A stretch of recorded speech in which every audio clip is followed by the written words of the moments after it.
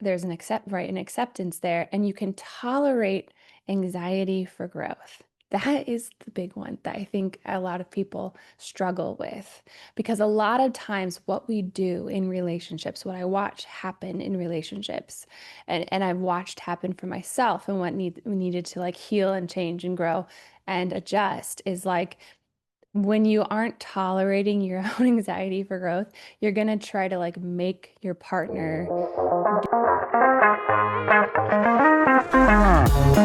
to the cloud. Don't mind my bangs. I maybe cut them myself. They're a bit uneven. I didn't have time to make an appointment, and I thought I could just trial and error do it myself. And I learned the hard way that I will not be doing I will not be doing that again. Oh goodness. Dust yourself off and try again. All right, my friends.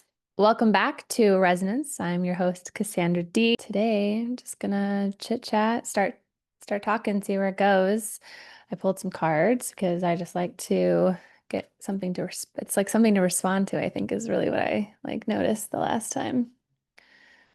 Explore. Yeah, I feel like being a generator and being right-minded. I like cards because they give me something to respond to and like pull things out of me.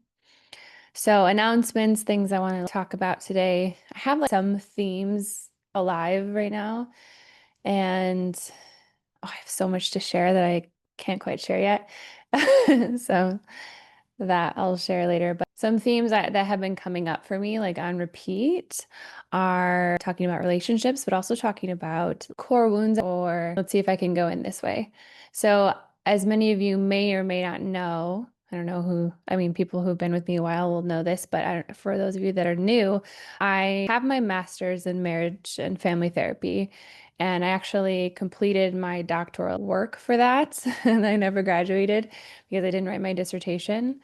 And by the time I got to the end of that track, I had a response to leave and not get licensed anymore because I kind of felt like I had gained the knowledge base of that education. I got to experiment with like the modalities and like understand them and integrate them.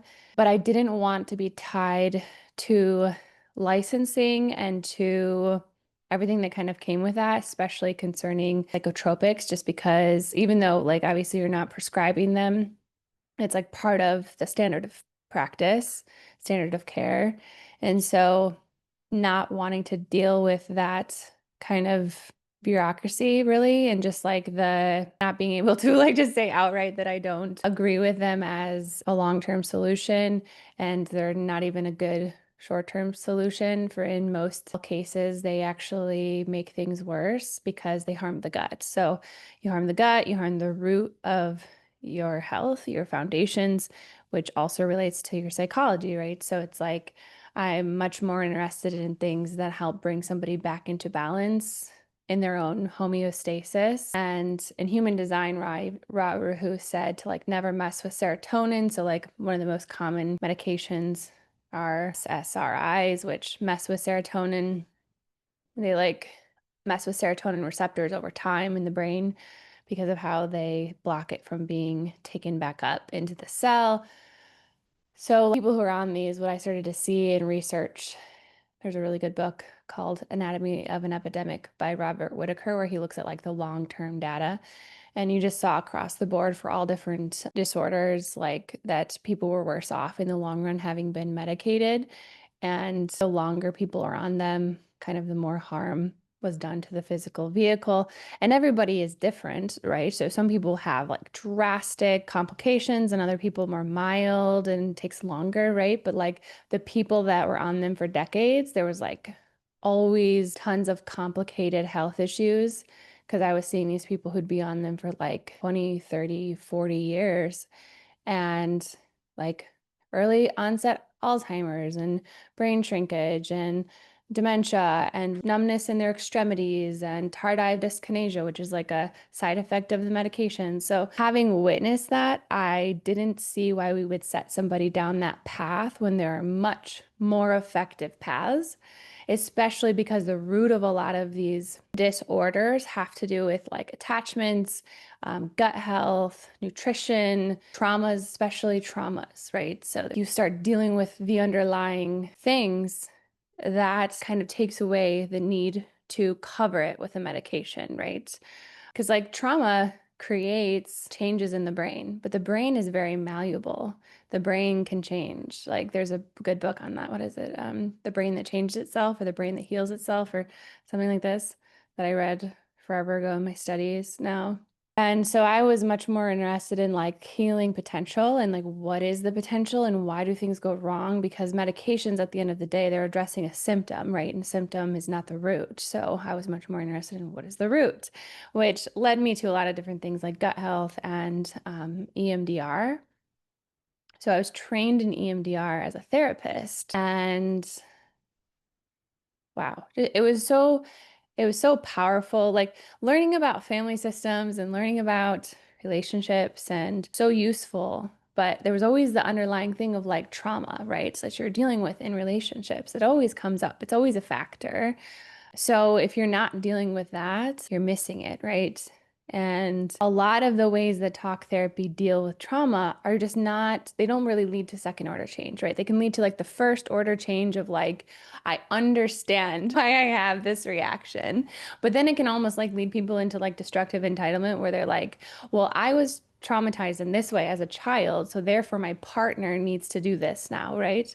So it didn't help the relationships, right? And that's like what you're trying to do is like help people sustain these long-term relationships. And destructive entitlement erodes intimacy, right? If you can't tolerate discomfort for growth, if you can't tolerate your own anxiety within the bond, then like you can't have real intimacy because it erodes over time with what you can't talk about or what your partner can't talk about or what can't be seen honestly in the space, right? So it's like if you want lasting intimacy, you need to be differentiated. So there's the concept of differentiation of self. He wrote the book Passionate Marriage and he talked about the concept of differentiation of self, which is cool because human design is called the science of differentiation. And what he found was the higher your level of differentiation, the deeper you could have real intimacy, right? Because so differentiation is like you know who you are, you accept who you are, you know how you're not like how you're different than the other, and there's an acceptance there, and you can tolerate anxiety for growth. That is the big one that I think a lot of people struggle with because a lot of times what we do in relationships, what I watch happen in relationships, and I've watched happen for myself and what we needed to like heal and change and grow and adjust is like when you aren't tolerating your own anxiety for growth, you're going to try to like make your partner do something to accommodate that, right? Or you'll shut down a part of you to accommodate that or whatever, right? There's a compensation, there's a untruth is what I just heard. So it's like you can't be honest if you're not differentiated. You can't be honest and differentiated if you can't tolerate anxiety, right? Just like these things, right? Because what happens when we have that, we can react in many different ways when we feel anxious. We can shut down, we can close our heart, we can people please. So, there's so many different ways that people deal with anxiety, right? And so then it's coming back to like what's underlying that's like not being able to just be in the body when there's a high level of anxiety present in an uncomfortable situation, like a real talk with your partner about something, which does come up in long-term relationships, right? You have that like honeymoon phase, which like people think, oh, it's like such perfect relationship. And then they like get past that honeymoon phase of like around 2 years. And then they start to meet these different difficulties. And if you don't deal with them, if you don't meet them differentiated, honestly, self-responsibly, self-loving, self-kind, so that you can meet your partner in that way, then it just erodes intimacy over time. And then as intimacy erodes over time, I mean, I hear Gottman. So it's like the four horsemen of the apocalypse, right? You start to have like more contempt, more stonewalling, there's different things that come in that start to just destroy the relationship. And then you're moving towards divorce. And it's like, oh, I'm moving towards divorce because this person is the wrong person for me. But that's not often the truth, right? Sometimes it is. Sometimes it's true that you got into a relationship that was totally not self from the jump. But a lot of times it's just a relationship that was eroded because of the transactions within it, right? And because of the lack of differentiation. And I'm going to come back to EMDR. So with EMDR, I was trained in EMDR, right? So after doing therapy conventionally, doing talk therapy, doing, you know, couples, to me, individual talk therapy is kind of like, it can like offload things. It can be useful. I just see it as, it really depends on what your therapist is doing and what they consider talk. But it's like, unless they're taking you deeper, oftentimes you're just staying at the mental level of the problem. And you can have tons of ahas and think, oh, so much is happening. I'm realizing so many things. But it's like that at that surface level, we can almost just become more ingrained and more entitled to a destructive pattern because we didn't actually like second order change it, where it's now actually lives differently in your body and you don't have the physical reaction. It's like the story is different and the way that you see it is different. The way you feel about it is different. It doesn't carry the emotional charge. And it's like until you take the charge out of it, until you take the visceral reaction out, until the amygdala stops reacting to things in the environment for danger, you're not going to be able to be like non-reactive, right? You're going to be reactive, you're going to be anxious, whatever, when it gets triggered. So having all the ahas can be useful, but it's almost just like mental gymnastics or like mental masturbation is what I just heard. But like, yeah, it's like that. It's like the mind loves it, but does it actually produce second order change? That's why people can go to therapy for like many years, but not really see much change other than really being able to describe their neuroses, right? And why it exists. And to me, after I started doing EMDR, that didn't seem useful. That felt like step one. But even so, with EMDR, like you would have the aha, like you were taking the charge out. Like it wasn't, it's almost like the other thing is just like a guaranteed, not really going to go very deep, right?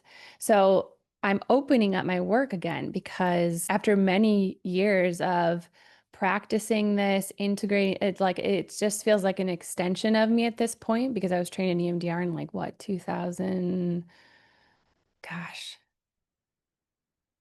2014, 2000, a long time ago now, you know? So like, it's like, it's so natural.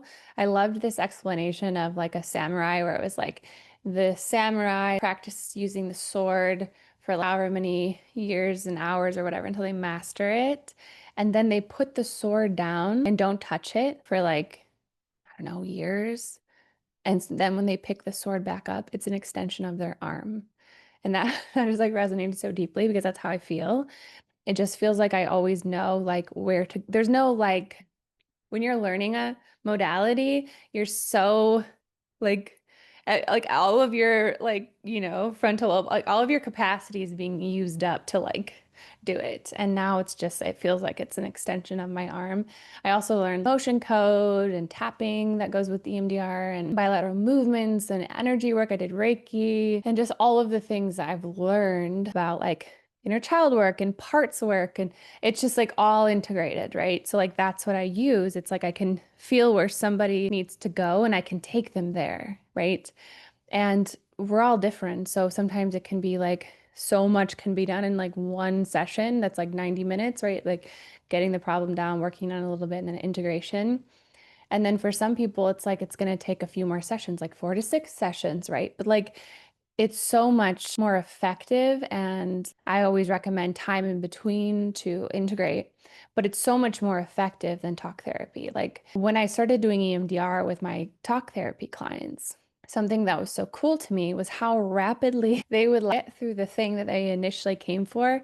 And we could actually like wrap up and close our work in like 6 sessions. Was that person like healed forever and they're never going to have anything in their life come up again that they need assistance with? No. But the thing they came to work with was no longer a thing. Like I had a client who came to me with agoraphobia, like or fear of leaving her house and a fear of vomiting, and she didn't know why. And it started to become so she would have all these panic attacks, and it started to become so debilitating that she like literally didn't want to like leave her house. She didn't want to go to class. She didn't want to like ride her bike because she was like afraid. What if I have to puke? What if I throw up? What if I have a panic attack? What if I don't know why? Like it's all of these like things that just kind of do, right? Because there's a lot that happens below the level of awareness, right? And when something's traumatic to us, it doesn't matter if it's something can be traumatic to you that like as an adult maybe wouldn't be traumatic, but it was traumatic as a child because of your level of awareness or understanding or what that meant for you. It's like we like to categorize people's lives into like, oh, well, they had like an easy childhood or they had good parents or whatever, but it's like so many things can be a trauma because it's all about how your body experienced it. Because if it's an overwhelm for the system, which is all just contextual, it's not based on the actual event, it's based on how you reacted to it because of your context, right? There's like somebody could be in these like horrific situations and fare pretty well. And everybody has a different level too of like a buffer, if you will. Like some people have a thicker buffer, thicker skin, right? It's like a built-in though, right? It's not something to be like judged. Some people are just more sensitive. Sensitivity is a gift, but it also can like make you more sensitive to those things and those things becoming like traumas, right? And so your amygdala, your unconscious part of your brain scanning for danger can set things off and you don't know why you're triggered all of a sudden. Or like maybe you know why, but you don't know how to not be triggered, right? Because it's not a mental thing. It's not about like, oh, I know why I'm triggered, so now I'm not. It's like, no, the body's still having a reaction. So EMDR takes the charge out of it. You still have understanding. You bring it into consciousness. You're integrating it, right? Uh, Parts work is like, what parts have been split off? And let's reintegrate those so that you don't have to abandon yourself, right? Because if you're abandoning parts of yourself to be in relationship's not going to be sustainable. It just won't be. Either you're not going to be respected by the other, or you're not going to honor and respect yourself, or you're going to go to the other end where you're disrespectful, right? So we have different ways, like right, you have like two sides. You have like the people pleasing side, or you have like the narcissist, right? There's different reactions to the same thing, right? It's not feeling safe in your body or feeling grounded or whatever. And so the cool thing with these modalities, when I was working with that client in 6 sessions, not only was the agoraphobia, the panic, all of it just gone. There was no longer that fear. She was accepting an internship across the country by herself, which like this woman went from not being able to leave her home to now I'm flying across the country, right? And I have no fear about it because it takes the charge out. There's no reason for a panic attack anymore. It's like it doesn't fit together anymore to create the spiral. It's like you take a piece out and it's like this spiral can never complete again because it's like, oh, I see this differently now. I see it and it's been integrated into my system. So it's not disintegrated in a weird way that like completes a loop that sends me off into like I need to survive, right? It's like, oh, I don't need to survive, or I did survive and I don't need to feel that way now. So it's really powerful. And I haven't done this work with people in sessions since my son was born because when I became pregnant with him, I stopped doing that work. And then I just naturally started getting pulled back into this work with different people in my life and was like, I use this all the time if I need to. I don't really have any big things like that anymore that I need to work through because I've like worked them all through, but I still use certain parts of it for just going into things deeper, like what's going on there? Oh, what's that block? What's, whatever. But it's definitely something that has been so valuable in my life and that I have the skills to do and I enjoy that work and I actually have a yes and a capacity to do it. It's very limited, my capacity to do it. So I will like trial and error. I've learned, what my capacity is. And so I just limit my sessions to that. But you can sign up on my website if it's something you want to do. They're phone sessions because I don't necessarily have to visually see you. But if that's something that you want, we can also do a Zoom call. You can just request that. So yeah, I'm excited to do this work again because it's so powerful. And what I love about it is like getting people relief, because talk therapy, I guess it does offer relief, and it can bring you to second order change depending on if this talk therapist goes deeper into like parts where it can like below just the mental talking about it. And it really depends, right? Obviously, it depends on your connections. One of my professors wrote common factors, right? So there's like common factors of change in therapy, because it's like you have to like have a therapist who like really believes in their modality, and you have a connection with them and you believe in it, and your relationship with them. So there's a lot of factors that determine in general what creates success in talk therapy. And I don't want to like diss on talk therapy because I also think it can be very powerful. But in terms of underlying traumas and underlying unmet needs from childhood, I feel like it's you can understand those things through talk therapy, but it's harder to get to that second order change where it's like you're no longer demanding it through an activated nervous system. And everybody, like I said, you deal with an activated nervous system in a different way, right? Some people shut their heart down, some people feel anxious and people please, right? So it's like people have a different reaction to being activated. And sometimes you don't, I mean, a lot of times you don't even know that you are until you get out of a situation that's activating you. And then it's like, oh, that's what was going on, you know? And so then it's like, let's take it in to that. Let's go there and let's take it deeper and let's see what's really there. Because it's like you can understand it all you want. You can want it to be different. You can look for the partner that's going to stop you from having to deal with that, but you'll never find them, right? And all relationships die on that hill of trying to get our unmet needs. So yeah, I'm really excited about that work. And I feel like long-term relationships are beautiful, differentiated. They go through different seasons. You go through seasons if you stay with someone. You become like you and your partner will be many different iterations of yourself, because that's just the life journey. The brain changes so much from the 20s to the 30s to the 40s to the 50s to the 60s to the 80s, 70s, 80s, it's like you change so much, right? And maybe it's not true. And nothing's going to be true for everyone. But like to me, it's so beautiful to go through those phases with my husband, because I just enjoy that we've like been so many different versions, and we're still only in our 30s. Like we've been together 16 years. I said 14 in another podcast, and then I like looked at the dates and I was like, holy crap. Or I did the math because I'm not very good at math, or just like it's not my like, strong suit to just do math in my head. And like I was just like, what? 16 years? It's nuts, like that's like literally half of my life. And I don't know, it's just like cool to like journey alongside someone that long and still deeply love and care about him and be grateful that I get to like, do the life with him. I think that was like a fear of mine when I was younger, because I have the 55, which is like the gate of being fickle in love.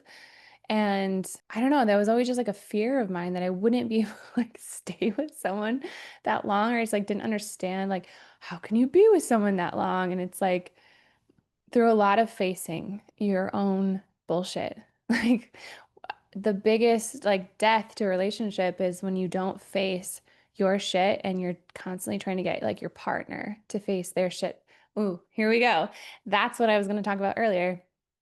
Differentiation is that we get together with our partner who is this like same who is this same level of differentiation that we are. There's a common misconception that people have where they're like, well, I'm just like so much more advanced than my partner. I'm just like so much more ahead. But the truth is you're the same level of differentiation. Like your partner's more advanced in some ways and you're more advanced in some ways. So it can seem like if you're just focusing on the way that maybe you have a slight advantage, but you don't match up with people who are at your same level of differentiation. And you can heal on, you can try to heal on your own. A lot of times people need to do that within a relationship. You can do it either way. Like you could get to a higher level of differentiation and then attract someone there. That is true. I did that within my own relationship. So either way, it can happen. So I guess what I'm saying is you don't have to like not get in a relationship because if it's correct, you do it and then you'll do it with that person.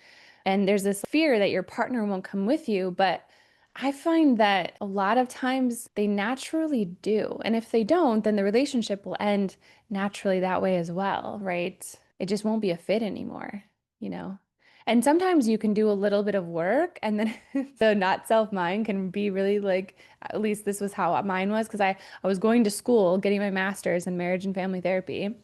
And of course, I'm thinking, I know all these things now. I am so more in the know. Oh, goodness. Just like even think about that as a relationship. Obviously, if you're coming at your partner from that way of thinking you know more than them or you have got it figured out in any system, there's your right, like point blank is your blind spot or your naivete or your hubris or whatever, you know? And it's not going to feed your relationship if that's your goal. It's not going to help it, right? And I remember coming up to this point where learning about differentiation and levels of differentiation, how you always get together with someone at the same level. And I was just like, like, nah, like my mind, right? Of course. And having to be like, you know what? I have to be like honest with myself about that and like really look at how I'm wrong and see the ways in which that might be true. Can I open to the ways in which that might be true? And I could because I didn't want to be right ultimately. I wanted a healthy, thriving relationship. That was what I wanted. And I remember thinking like hit me where it was like, okay, I can now see all my shit. I can see where I am not self or where I am destructively entitled is like a term. And where I'm not in my power, where like I'm a victim, where I play a victim, where I have parts of myself I've disowned, right? So I started to like see all these things, right? And it's like I can own that or not. And my relationship, like if I don't own those things, nothing will change. And like if I do own those things, the relationship will either grow with me, like my partner will grow with me, or the relationship will naturally not be a fit. But it won't be because I'm not self, right? That's important because a lot of people we get out of relationships not self, as our not self, in a not self way, because we're mad at the person, because we're blaming them, because uh, there's so many reasons, right? Sometimes we get out of, I mean, it's like sometimes we get out of a relationship just because it's correct, because we finally are in our power, or because like we finally are being ourselves, right? So it's like how, in human design, how you enter and how you exit relationships is very important. And it is, and it leaves a residue. And like Scott and I we never ended up breaking up all of the times we had like talked about it. I'm a 3-5, generator, emotional generator 3-5, Ra Uru, who called us the banner of divorce and 55th gate, right? Like I have everything in the makings of that in my chart. And it's probably why I feared that, like not being able to sustain it because the third line makes and breaks the bond, right? At this point in our marriage, it's just like I make and break bonds with contracts, not with our marriage contract, but with like ways of being or ways of engaging the bargain because I'm tribal, he's not. So there's like that aspect, but it's no longer what it was, right? When it was like very dramatic and very like not self and very emotionally driven and very like um activated from my own wounding, right? Because like once you kind of take your own wounding into your own hands to heal, and you don't rely on your partner to heal it because they can't. Like, there's always this illusion that our partner can heal parts of us.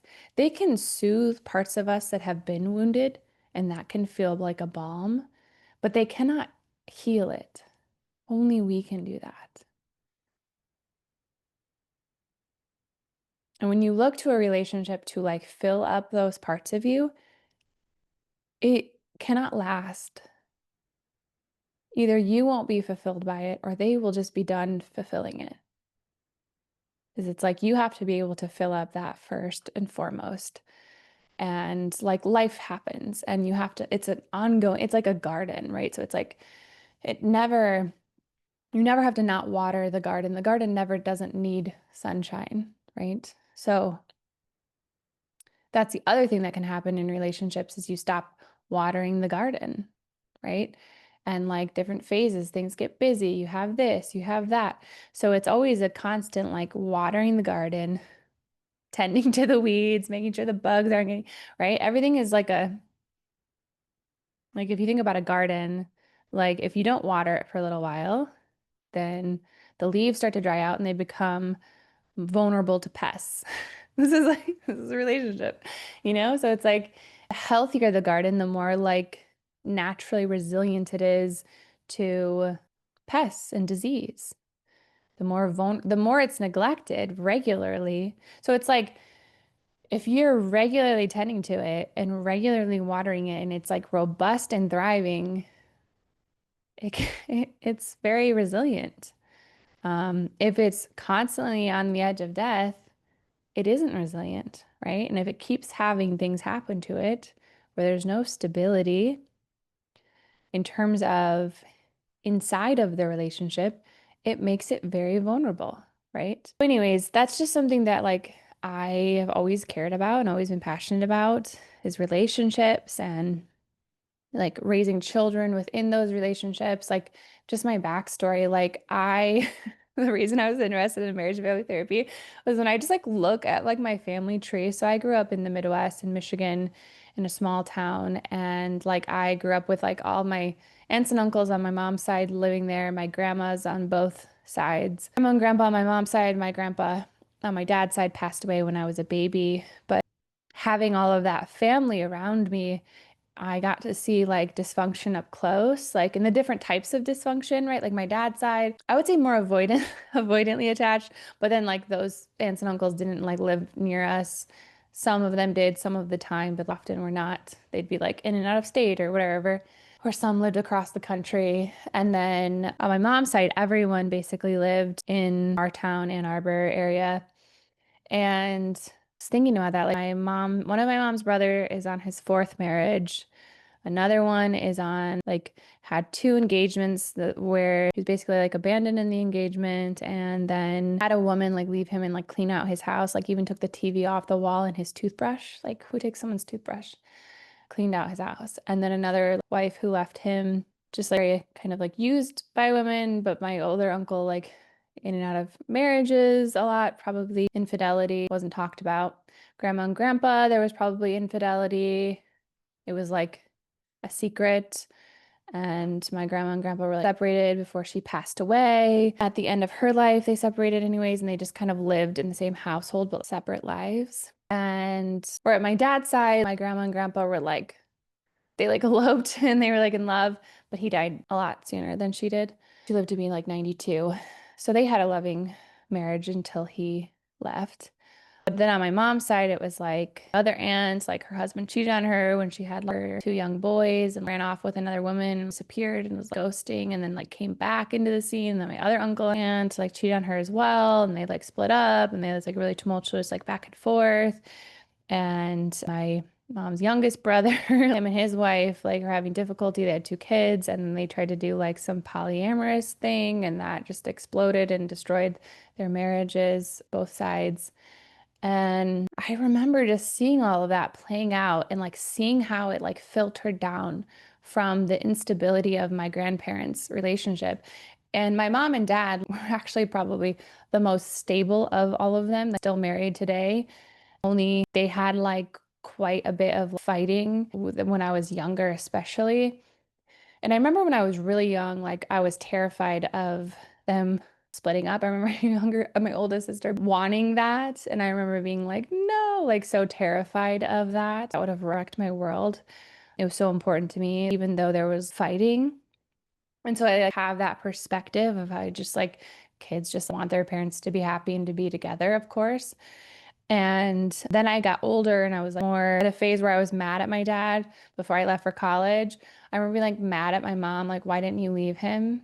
Because it was a time when their marriage was probably, it was like rough when we were little, then it got better, and then it was like rough again later on when we were like going to college. Because my dad was like going through a lot of like health things and such a long story. But I remember just feeling like, why didn't you leave him? You know, why did you like put us through all of that like fighting? And reading research. Oh, kids that grow up in like a family that where there's like high conflict can be worse than if they had parents who like split up but like got along. I don't remember that study. I don't know like how accurate it is. But then my parents having the kids out of the house, they actually had to deal with that and they did. And they actually grew closer and they have a really beautiful relationship now. And I'm really grateful that I got to see that whole story play out because although I wouldn't choose things the way that they did, because of course you want to learn from those things, I just got to see over time how things can change and how things can heal and how, I don't know, that there's something stable about not just like for me, when times are tough, it was like divorce felt like not a quick out, if you will. Like I remember my mom saying to me when I was younger, like, I married your dad. Oh, probably when I was like confronting her about why didn't you leave him? She just said to me, I love your dad. And when I married him, I knew it was forever. Like it was like, it meant something to me, right? To like commit to that. I don't know, that just like stuck with me. And why I say that is it was like part of the reason why, like, when I ever went through hard times, I didn't see divorce as like an easy out. I just feel like it's so much more common for people to get a divorce. But what I saw in my own family was divorce doesn't off, it can solve a lot depending on a lot of things, but a lot of times it doesn't. You just end up another dynamic with someone else, and it takes that like honeymoon phase and all that to finally get to again facing the problem in a different form. And I remember seeing that because I'm a 44.6, and I remember seeing that pattern and just seeing the patterns and being like, you have to deal with it. So I had that motivation when I was in school in my master's to be like, I have to heal what is within me that is making me act out in these ways in relationship in order to not just repeat the cycle. Because a lot of times, if you're in a toxic situation with someone that's become toxic, because in my relationship, it went through phases where it had become very toxic. Because it can go from like bliss to toxicity, right? And even in college, because like alcohol was involved. So just like alcohol, when alcohol is involved, it's like always blurring the coherency, anyways. But I was engaging in things that I knew were wrong. It's like you always have a part of you that knows the truth. And so it's like if you are engaging in something without integrity, without being self-responsible, without seeing your contribution and clearly, you can spin whatever story you want. You can blame the other, but it always comes back to you. And so I knew that from a young age because I got to watch and witness the dysfunction up close my whole life. And I didn't want that. I saw 6 different avenues. Even with polyamory, I have you can choose whatever you want to choose. But from what I have witnessed, because I've looked, and I'm not saying this is true for everything, I've seen like even in different parts of the world where they have like entire communities built around it, which I think is even its own undertaking. But like, I just see how oftentimes people are doing that because they're trying to offset the anxiety of actually just going deeper within themselves in the relationship without facing certain things or being honest about certain things. So they're like trying to offset the anxiety by bringing in another partner. But it's like that just creates more shit to deal with. It's like more distraction. And it's like a foe. I'm working through this distraction because I'm being activated, because I'm working through all this. Like it's just a lot of times it doesn't have the resonance of truth. It has like a resonance of like or a frequency of like avoidance or a frequency of just the mind trying to like have its cake and eat it too, but really just like avoiding. And it's funny, human design, even you can become that because it's like I remember looking at things in a relationship and being like, this is why we will never work, you know? And now I look at it from my true self and I think to myself, wow, how did all of those pieces work out like that, you know? Because like Ra Uru, I loved it. He had some really good things to say actually, where he's like it's not about the relationship you think you should have, right? And like if they're in your geometry and it's correct, like it's like he's like it's none of your business whether in your face or whatever. He's like you think you should have this and it should be that way and it should be that way. Just like all the bullshit that people delude themselves with. And I say that, but then I also have like, okay, but like also it comes from tenderness, it comes from wounding. So there is a vulnerability there, that people experience and that I experienced. And at the same time, like you have to be willing to step into your own power, otherwise nothing changes.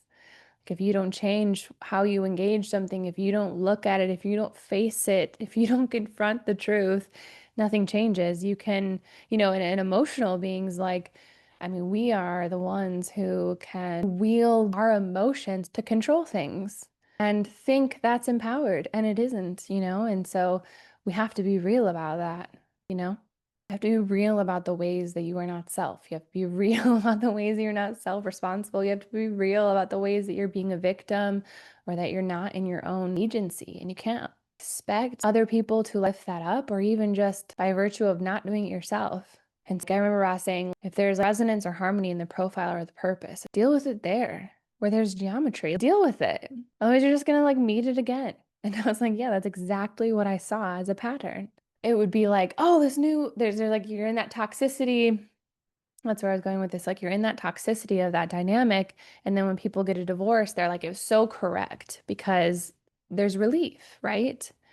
And that relief compared to high toxicity, high conflict, high avoidance, high pain, high stress, high chronic whatever can feel like relief, right? But then time goes by, and if you're not actually addressing the root for yourself, you're just going to meet it in another form. You're going to meet that side of the extreme or that side of the extreme, and you're going to think it's different. It's just like, oh, here we are again, That's where it comes back to like not putting that on the partner, you know, um, and just coming back to yourself. Because ultimately, that's all you can control in life. That's all you can heal. That's all you can deal with. And that's enough. A lot of people don't realize that it's enough. Your focus there is great. It's enough. And so that feels complete. Feels like a lot. Vulnerable episode of shares today of my story. My fifth line's always a little paranoid when I share so personally my errors. My third line is like, let's share it all. And my body is like, oh, I don't know. Because I'm a fifth line body, which is, paranoia and how that will be perceived or how people will take that. Because everybody like projects on a fifth line. So people will take it and project whatever they want on it, good and bad. It's just my story, we all have one. And so powerful for me was being able to meet those wounded parts of myself and to not put that on a partner because they can't heal it. All it will do is drive a wedge between you and what you really want in terms of intimacy. I feel like most of us want intimacy. We just don't always know how to access it in a healthy way that actually feels true, empowering, supportive, whatever. And then when you have that, it's like it's a stabilizing force, It's like two is better than one to me. I mean, I'm a split, so maybe that's a split thing to say. I think in general, though, humans, like this isn't going to be, there's nothing that's true for everyone, but in general, humans, we're social creatures and we like to mate, right? Like that's literally how the species carries forward. So until that's different, that's going to be something that's within most of us, right? And that's the other thing that I feel called to do is I feel like a lot of people don't have that, not because they don't want it, but because they don't know how to operate within that framework in a way that is truly nourishing, that is truly free or nourishing or correct. And that's something that I feel called to do in work with people, help them to uncover what are the stories, what are the parts, what are the traumas in a way that offers you a path and clarity. So that's all I want to say. So thanks for listening, y'all, and I'll see you soon. Bye.